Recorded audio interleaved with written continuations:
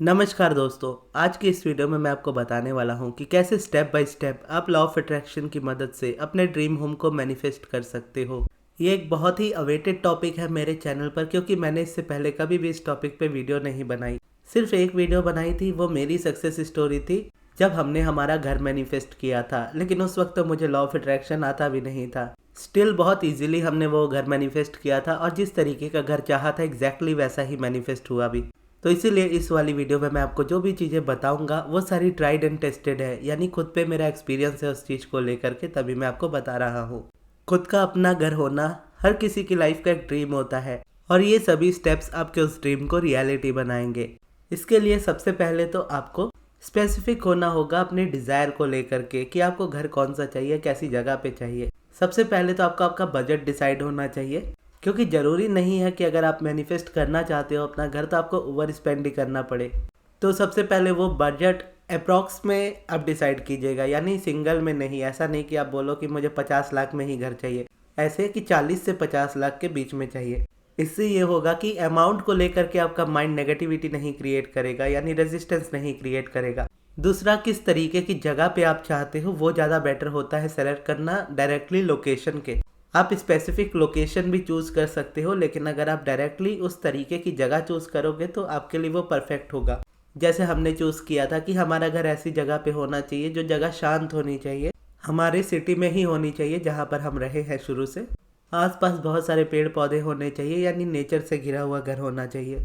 फिर घर इतना बड़ा होना चाहिए कि सभी का पर्सनल रूम हो उस जगह पे, और गैरेज की पार्किंग अलग होनी चाहिए और गार्डन स्पेस अलग होना चाहिए, और बड़ी एक टेरेस होनी चाहिए। तो उस तरीके से सबसे पहले आपको डिसाइड करना है अपने घर को लेकर के। आप चाहो तो इस चीज़ को पेपर पे लिख लो, ज़्यादा बेटर होगा। और इस बार तो देखोगे अभी न्यू ईयर आने भी वाला है। अभी न्यू ईयर आने से पहले पहले अगर आप इसको लिख लेते हो तो आप इंटेंशन सेट कर सकते हो कि 2025 में मुझे ये घर चाहिए। अगर आप ये चीज़ ना भी करो तो भी चलेगा। कई बार होता है ना कि हमको लगता है कि नहीं, आने वाले 4 से 5 साल में हमें घर चाहिए, लेकिन हो सकता है आपको मिल एक ही साल में जाए। तो इसलिए ये ज़रूरी भी नहीं है कि आप डेट सेट ही करो। लेकिन अगर आपके लिए बहुत स्पेसिफिक है 2025 में ही आपको चाहिए, तभी आप उसको यूज़ करेंगे। अदरवाइज आप उसको यूज़ नहीं करेंगे तो ज़्यादा बेटर है। बेसिकली डेट को यूज़ नहीं करने का रीज़न यही है कि जो चीज़ें कई बार होता है 5 साल में होंगी, आपको लगता है यूनिवर्स उस चीज़ को 1 साल में पॉसिबल करा सकता है। और अगर आपको अनकंफर्टेबल लगे, भले आप 2025 में मैनिफेस्ट करना चाहते हो, लेकिन अगर आपको अनकंफर्टेबल लगे डेट सेट करने में या फिर ईयर सेट करने में, तो आप नहीं भी करोगे तो आपके लिए भी चलेगा। क्योंकि एक्चुअल में देखा जाए तो जब मैंने बहुत पहले think and grow rich book पढ़ी थी तो उसमें ये चीज़ लिखी थी कि जब पैसा आपके जीवन में आता है तो इस तरीके से आता है और इतना आता है कि आपको ये समझ में नहीं आता कि ये तब कहा था जब मुझे इसकी इतनी ज़्यादा ज़रूरत थी। क्योंकि बेसिकली पैसा आपकी लाइफ में तभी आता है जब आप उसके लिए लीस्ट एक्सपेक्ट कर रहे होते हो उस मोमेंट पे। जिसका मतलब ये है, एक्सपेक्टेशन तो आपको लेकर के होती है अपनी डिज़ायर को लेकर के। उसमें तो मनी के एग्जाम्पल से ये चीज़ बताई गई थी, लेकिन ये रियलिटी हर जगह पे ऐसे ही एग्जिस्ट करती है कि मैनिफेस्टेशन मोस्टली तभी होती है जब आपका बिल्कुल ध्यान नहीं होता उस चीज़ पे और आप एक्सपेक्ट भी नहीं कर रहे होते हो कि उस टाइम पे वो चीज़ आ जाएगी। और मेरी लाइफ की सारी मैनिफेस्टेशंस मैं बोलूँगा ना वैसे ही हुई है, क्योंकि प्रैक्टिस की तो चलो मैं स्टार्टिंग जब लॉ ऑफ अट्रैक्शन किया तो सारी चीज़ें बेटर हो रही थी, लेकिन जब मैनिफेस्टेशंस हो रहे थे ना, तो मैनिफेस्टेशंस होने वाले टाइम में मुझे बिल्कुल नहीं पता था कि आज मैनिफेस्ट होने वाला है।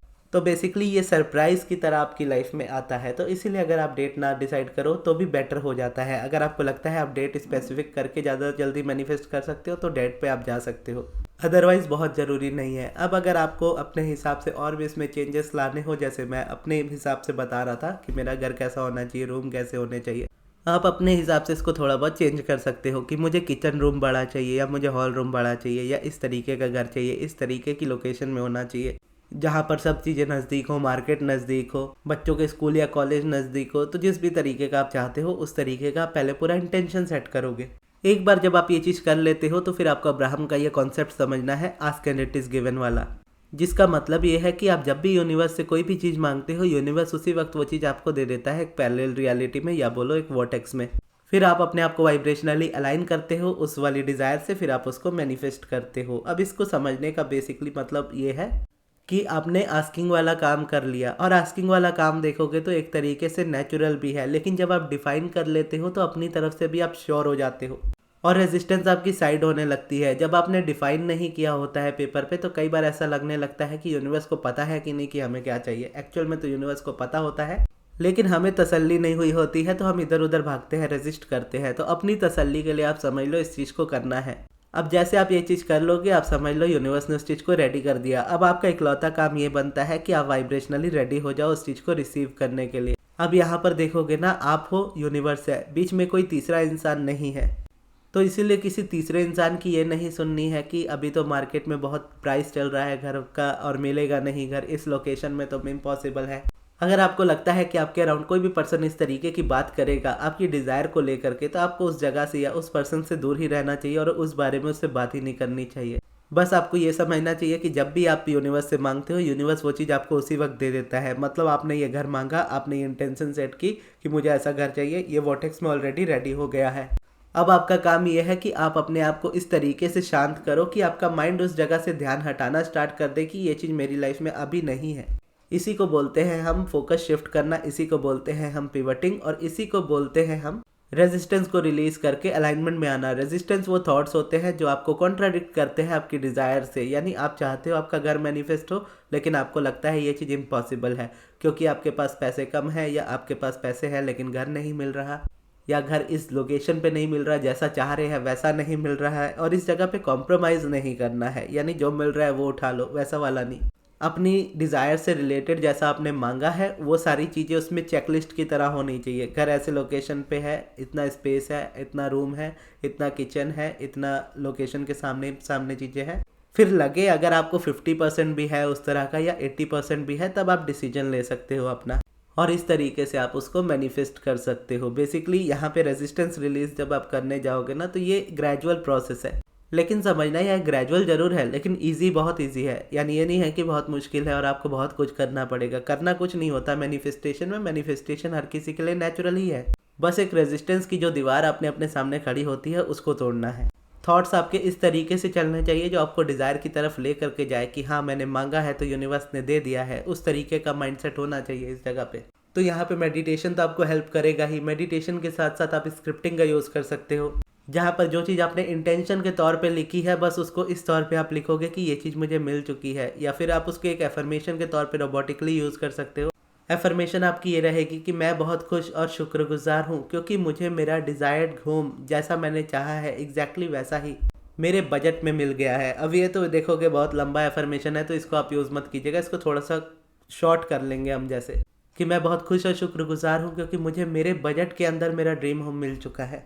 तो ये वाला एफर्मेशन आप यूज़ कर सकते हो रोबोटिकली, और इसी एफर्मेशन को आप बार बार दोहरा सकते हो। और इस जगह पर अगर आपको लगता है कि एफर्मेशन आपके लिए वर्क नहीं करेंगे तो आप घर के लिए पॉजिटिव एस्पेक्ट्स लिख सकते हो। अब positive aspects of having a home, यानी अगर आप पॉजिटिव एस्पेक्ट्स लिख रहे हो तो पॉजिटिव एस्पेक्ट्स आप लिखोगे कि घर होने के क्या पॉजिटिव एस्पेक्ट्स है, खुद का अपना घर होने के क्या पॉजिटिव एस्पेक्ट्स है। अपना घर होने से फ्रीडम रहती है, अपना घर होने से हम अपने सारे काम इजीली कर सकते हैं, अपना गार्डन खुद बना सकते हैं, अपने घर में रेनोवेशन अपने हिसाब से कर सकते हैं, चीज़ें अपने हिसाब से सजा सकते हैं। अपना घर होने से हमारा परमानेंट एड्रेस हो जाएगा। बेसिकली इस तरीके से जस्ट वो साइड, यानी एक पॉजिटिव साइड के क्या फ़ायदे हैं, पॉजिटिव एस्पेक्ट्स यानी क्या फ़ायदे हैं अपने घर होने के। आपको जो भी प्रोसेस चूज़ करना हो आप कर सकते हो, और इन सभी प्रोसेसेस की वीडियो आपको मेरे चैनल पे मिल जाएंगी। और इस जगह पर आप चाहो तो सब्लिमिनल भी बनवा सकते हो। सब्लिमिनल आपको सबकॉन्शियसली रेडी करता है आपके माइंड को ये बिलीव कराने के लिए, यानी एक अलाइनमेंट में लाने के लिए आपकी डिज़ायर के साथ। और जब आप अलाइनमेंट में होते हो तो मैनिफेस्टेशन होती है। तो अगर आपको पर्सनल सब्लिमिनल भी बनवाना हो या फिर मुझसे पर्सनल सेशन अपॉइंटमेंट लेना हो तो उसके लिए आप मेरे मैनेजर अमृत को कांटेक्ट कीजिएगा उनके व्हाट्सएप नंबर पर। उनका व्हाट्सएप नंबर मैं आपको कमेंट बॉक्स में दे दूंगा। और ये वीडियो आपको कैसी लगी कमेंट्स में ज़रूर बताइएगा। और अगर आप मेरे ड्रीम होम वाली मैनिफेस्टेशन की सक्सेस स्टोरी देखना चाहते हो तो आपकी स्क्रीन पे ये वीडियो आ रही है, यहाँ से जा करके आप इस वीडियो को देख सकते हो। और ये वीडियो आपको कैसी लगी कमेंट्स में ज़रूर बताइएगा। और इस वीडियो को यहाँ तक देखने के लिए बहुत बहुत धन्यवाद।